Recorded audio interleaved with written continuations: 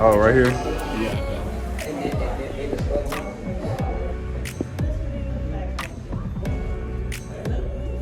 Oh, I need to pull up the roster. Hey, what's up? Oh. Hello, everyone. So this is the group, huh? Young folks, I encourage you. Your old family members this weekend, soak up all you can from them. Learn their stories.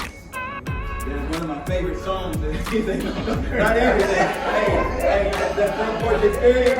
Many times when we'll be out playing, and during the reunion weekend, even a Sunday after church, and some old folks will sit on the porch, and you might be out playing ball, something, or whatever. It moves you towards where the old folks were, and you get there and stick around a little too long. They stop the conversation. Then they say, Willie Henry, get out of grown folk business. Love and appreciation for books. You would look through them and just look at the word, not being able to read. But he knew that one day that he wanted to do that. During the Civil War, he was able to... Ever go to the lynching museum down there, you'll see from every state, every county, the soils that have been collected to date. The last three that we did were Amanda Franks, Molly Smith, and James Nance. They were ages 18, 19, and 22. Molly Smith and Amanda Franks were cooks at the Kelly Plantation. And they poisoned the family. Put rat poison in the flour when they made the biscuits. And of course, we don't have their story, but the family said they were mad because the girls, one of their friends was reprimanded. This fellow right here grew up in Huntsville. His family moved to Huntsville when he was 5 years old. He looks familiar to any of y'all? He grew up in Huntsville. His daddy was a professor at Alabama A&M. And his mother died about 18 months before he graduated high school. His father remarried shortly after that. Him and his stepmom didn't get along too well. So when he graduated high school here in Huntsville in 1937, instead of going to A&M, he went to Alcorn State over Mississippi. From there, he went to Elizabeth City College. Then there, he joined the Coast Guard. And he wrote a book that encouraged Americans to trace their roots. This is Alex Haley. Alex Haley grew up in Huntsville, Alabama. This is his Alabama A&M Huntsville normal school, Alexander Palmer Haley. This is his 1937 graduation class. You heard of W.C. Handy, father of the blues. He was the Alabama A&M band director from 1900 to 1903. A&M has the oldest HBCU marching band in the country. Fundraisers. Scottsboro Boys in 1931 were accused of raping 2 white girls from Huntsville. But her husband was one of the ones who was instrumental in raising funds for their defense. This was taken off the wall. Fountains too. Now we're known for what? Huntsville is the space capital, technology, rockets, science. But in the 1900s, the 19th century, Huntsville was known for health.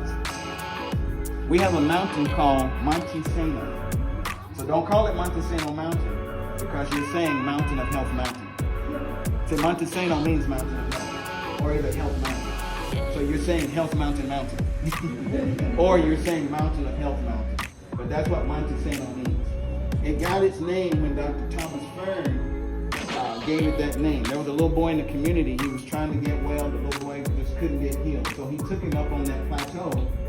And fresh air, clean water, the guys got healed. They had sulfur springs, hot springs.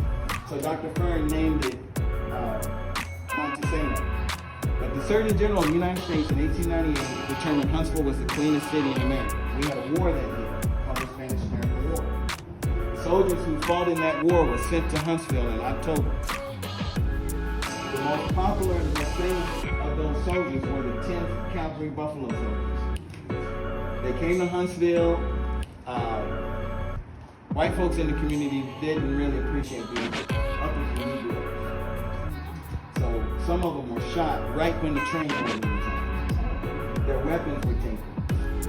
So they were here from October 1898 to January 1899. So we have have an area called 10th Calvary Hill. We have a school that I went to called Calvary Hill. That's right down the street. So that's some of the story there. Fascinating history with Huntsville. So we're going to go look at some of the... Yes,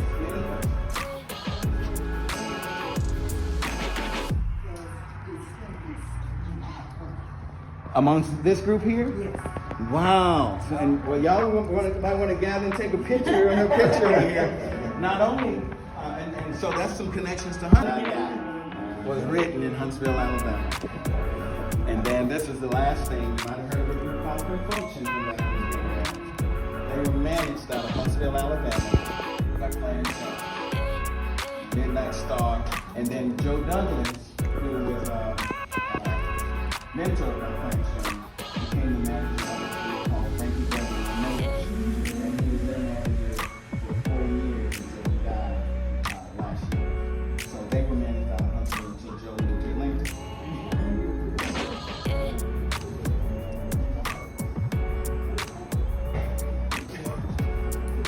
On the moon buggy, he invented the tires that were on the moon buggy. Dr. Robert Sherney. And Huntsville City of Huntsville reached out to me when the new North Huntsville Library was being redone. They wanted to know if I knew a prominent name that we could name it. So I gave them 10 names. Then I went before City Council and presented his name. So the one that's on Sparkman Drive is called the Dr. Robert Sherney Legacy Center. Yeah. That's who his name is. More about the treatment of Huntsville. A strong plea for a return of arms. So when folks try to present it like, oh, you know, the 10th Cavalry came to Huntsville and everything was rosy, that wasn't the case. So we are standing on the grounds of where they were staying for 2 months until they were sent out west. So some of the first park rangers were former residents of Huntsville. First cowboys that we know as cowboys. We watch the old westerns, we always see white guys. First cowboys were black. The black men were boys. The white Northwood Projects. The Lone Rangers. All this history. That whole storyline was based on the true life of a black man. So the Buffalo Soldiers were sent west. They were park rangers. They escorted the Pony Express with the mail stagecoaches. Those were Buffalo Soldiers right here. This is the courtyard to the slave quarters. Slave quarters. This is a colorized picture of this.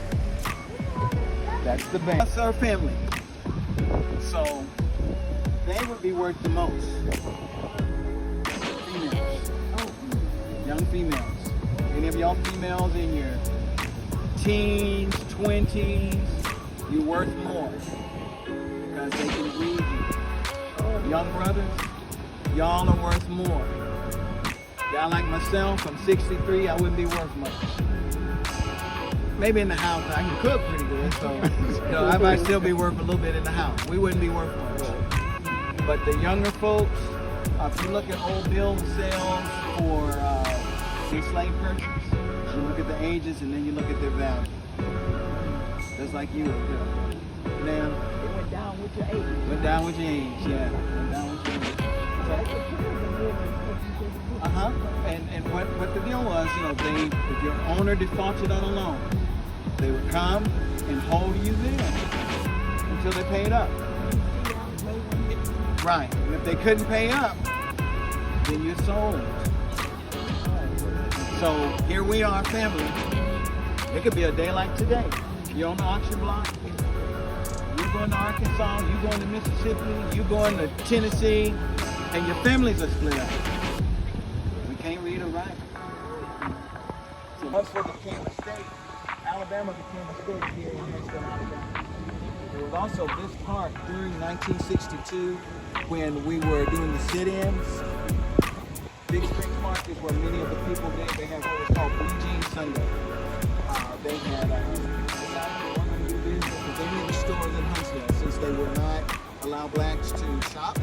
They were going to go to Nashville and Decatur and Birmingham and buy their clothes. So they had on Easter Sunday what they call Blue Jean Sunday. And after that church service, many of them came down to the park. This